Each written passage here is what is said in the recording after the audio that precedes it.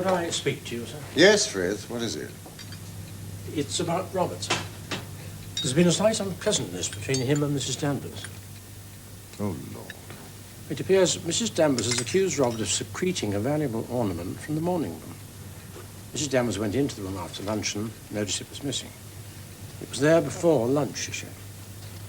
She accused Robert of either taking the ornament or breaking it and concealing the breakage.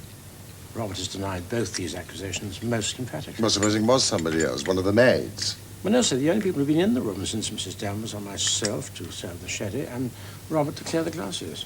Well, you better ask Mrs. Danvers to come here and we'll get to the bottom of it. What ornament was it? The china cupid, sir, that stands on the writing table. Oh, Lord. That's one of our treasures, isn't it? It'll have to be found. Get hold of Mrs. Danvers at once. Very good, sir. Oh, what a nuisance. That cupid's worth a hell of a lot. Oh, how I hate servants' rise. You ought to deal with this, you know. It's your job, not mine. Darling, I meant to tell you. I'm sorry. I broke that cupid.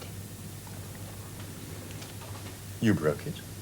I'm sorry. I meant to tell you. I forgot. I'm sorry. Well, why didn't you say so just now when Frith was here? I didn't like to. I was afraid he'd think me a fool. He'll think you're much more of a fool now. You'll have to explain to him and Mrs. Danvers. Oh, no, please, Maxim, you do it. I'll go upstairs. Oh, don't be such an idiot. Anyone would think that you were afraid of them.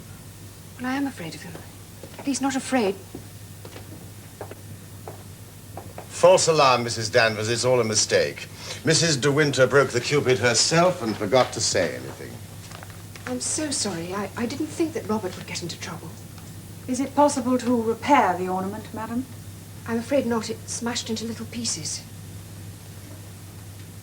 What did you do with the pieces? I put them in an envelope. What did you do with the envelope? I put it at the back of one of the drawers in the writing desk. It looks as though Mrs. De Winter thought you would put her into prison, doesn't it, Mrs. Danvers? Would you find the pieces and send them up to London? If they're too far gone to be mended, it can't be helped. All right, Frith. Tell Robert to dry his tears. Thank you, sir. I will apologize to Robert, of course, though at the time there seemed no other possible explanation. It didn't occur to me that Mrs. De Winter had broken the ornament herself. Perhaps if such a thing should happen again, Mrs. De Winter will tell me personally, and I will have the matter attended to. Yes, of course. It would save everybody a lot of unpleasantness. Thank you, Mrs. Danvers. Thank you, sir.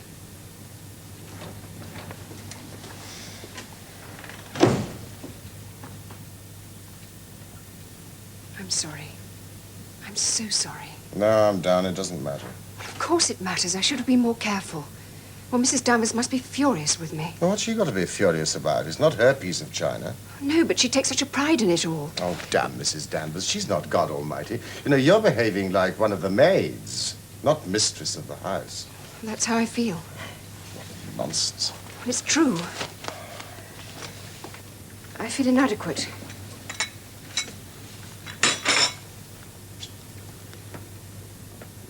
I suppose that's why you married me. What? I said I suppose that's why you married me. What is? Because I'm dull and quiet and shy and inexperienced. Well, there wouldn't be any gossip about me. What do you mean by that? I don't know. Nothing. I don't mean anything. What do you know of any gossip down here? I don't. I just said it because of something to say. Who's been talking to you? Nobody. No one at all.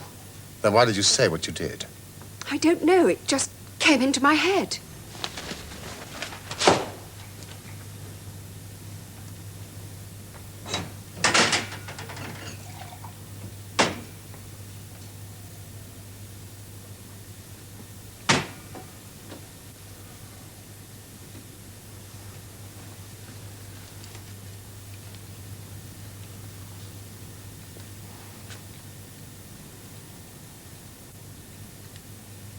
I wonder if I did a very selfish thing in marrying you.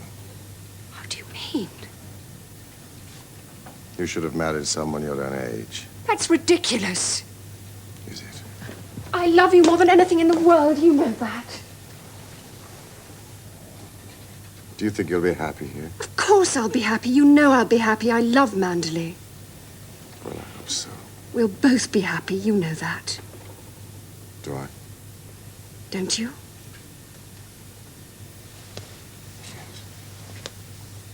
If you say so. I'll take your word for it. We'll both be happy. That's agreed. That's settled.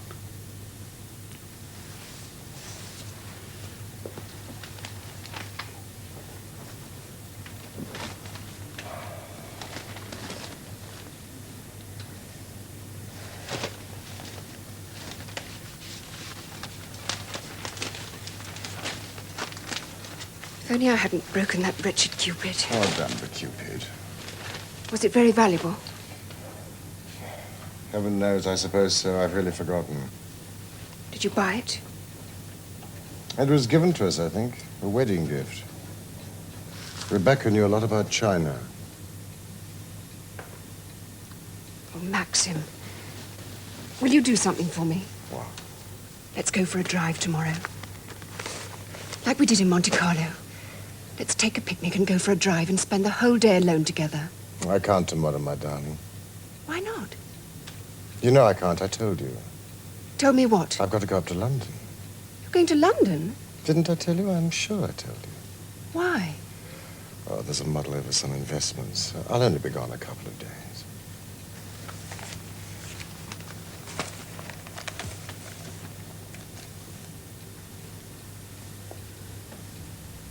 We'll have that picnic next week, all right? Yes, all right.